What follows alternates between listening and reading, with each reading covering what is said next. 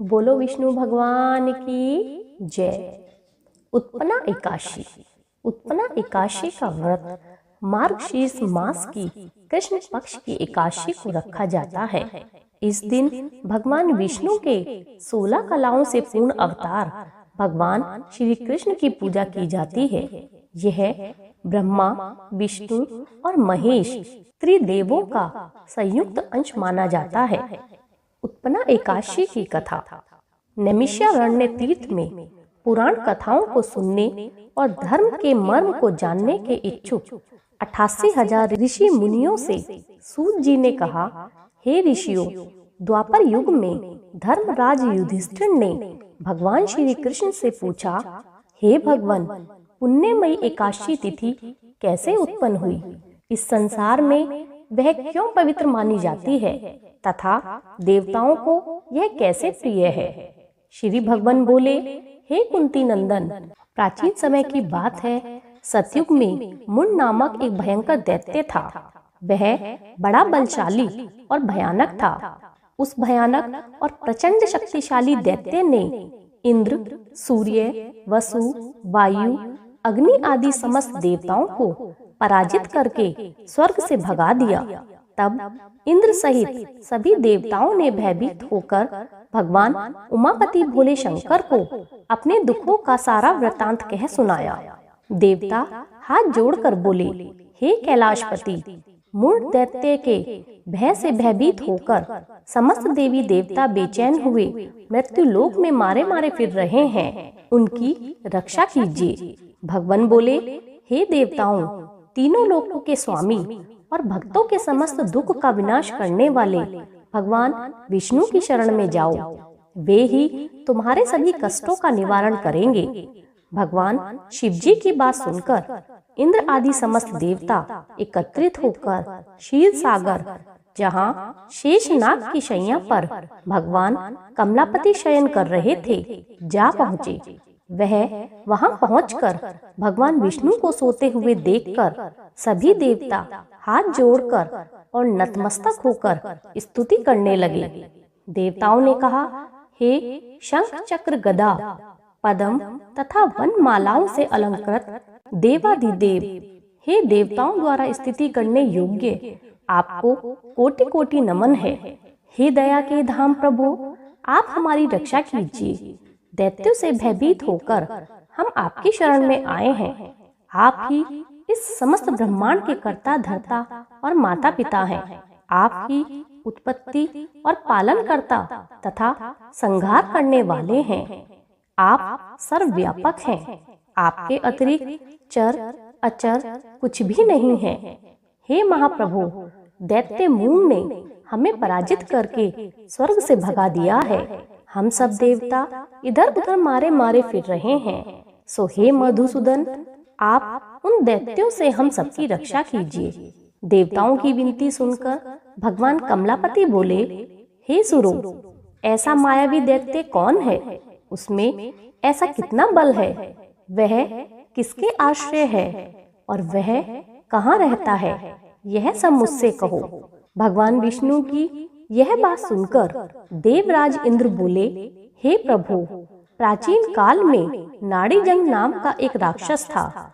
उसी का पुत्र महान बलशाली, महापराक्रमी और विश्वविख्यात मुंड नाम का दैत्य है। वह चंद्रावती नामक नगरी में रहता है।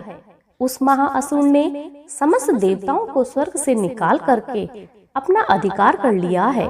वह स्वयं इंद्र, अग्नि, वरुण, यम, वायु, ईश, चंद्रमा आदि सबके स्थान पर अपना अधिपत्य जमाकर स्वयं सूर्य बनकर प्रकाश दे रहा है। हे असुर निकंदन, उस दैत्य का संहार करके हम सब देवताओं की रक्षा कीजिए। हम सब आपकी शरण में आए हैं। इंद्र के यह वचन सुनकर भगवान कमलापति बोले, हे देवताओं, तुम घबराओ नहीं। मैं शीघ्र ही तुम्हारे शत्रु का संहार करूंगा। तुम सब चंद्रावती नगर को चलो। समस्त देवताओं सहित भगवान विष्णु भी चंद्रावती नगरी को चल दिए। उस समय दैत्यराज मूर्ख दैत्य सेना सहित युद्ध भूमि में बड़े अभिमान से गरज रहा था। उस महादैत्य की घोर गर्जना सुनकर सब देवता भयभीत होकर चारों दिशाओं को भाग खड़े हुए। यह देखकर स्वयं भगवान विष्णु रणभूमि में पहुंच गए। भगवान कमलापति को रणभूमि में देखकर दैत्य दल ने नाना प्रकार के अस्त्रों शस्त्रों से भगवान विष्णु पर प्रहार किया। भगवान ने यह देखकर अपने तीखे बाण उन पर छोड़े। उसके पश्चात भगवान और दैत्य का मल्ल युद्ध होने लगा। इस प्रकार 10,000 वर्ष तक दोनों के बीच युद्ध चलता रहा, परंतु वह महाबली दैत्य फिर भी पराजित नहीं हुआ। तब भगवान उस मूर्ख दैत्य से लड़ते लड़ते थक करके बद्री का आश्रम को चले गए। वहां पर हेमवती नाम की एक सुंदर गुफा थी। विष्णु भगवान उस गुफा में विश्राम करने लगे।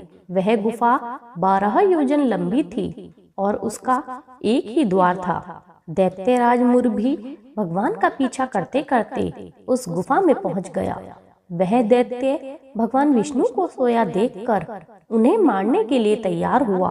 वह अभी मारने का प्रयत्न ही कर रहा था कि उसी क्षण भगवान विष्णु के शरीर से एक अति तेजस्वी और अत्यंत प्रभावशाली कन्या अस्त्र शस्त्र धारण किए हुए उत्पन्न हुई। उस कन्या के बल और पराक्रम को देखकर आश्चर्यचकित हुआ मुर उसके साथ युद्ध करने लगा और दोनों के बीच में मल्ल युद्ध आरंभ हो गया। परंतु देवी ने धक्का मारकर उसे मूर्छित कर दिया। जब वह दैत्य मूर्छा से जागा तो उस कन्या ने उसका सिर काट डाला।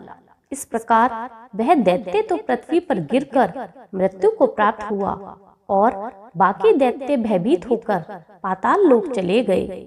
जब भगवान विष्णु की निद्रा टूटी तो उन्होंने मूर्ख दैत्य के कटे हुए सिर और दोनों हाथ जोड़कर खड़ी हुई उस कन्या को देखा। भगवान उस कन्या से पूछने लगे, हे देवी, जिस दैत्य के भय से इंद्र आदि सब देवता भयभीत होकर स्वर्ग छोड़कर भाग गए थे, उसको किसने मारा है? वह कन्या कहने लगी, भगवान, जब आप निद्रा में थे तब यह दैत्य आपको मारने के लिए तैयार हुआ था। उस समय आपके शरीर से उत्पन्न होकर मैंने इस दैत्य का वध किया है। मैं आपके अंश से उत्पन्न शक्ति हूँ। विष्णु जी ने प्रसन्न होकर उस कन्या को आशीर्वाद दिया कि तुम संसार में माया जाल में उलझे और मोह के कारण मुझसे विमुख प्राणियों को मुझ तक लाने में सक्षम होगी। तुम्हारी आराधना करने से प्राणी आजीवन सुखी रहेंगे। यही कन्या एकादशी कहलाई। जो मनुष्य एकादशी को उपवास करता है वह वैकुंठ धाम में जाता है, जहाँ साक्षात भगवान गरुड़ ध्वज विराजमान रहते हैं। बोलो विष्णु भगवान की जय।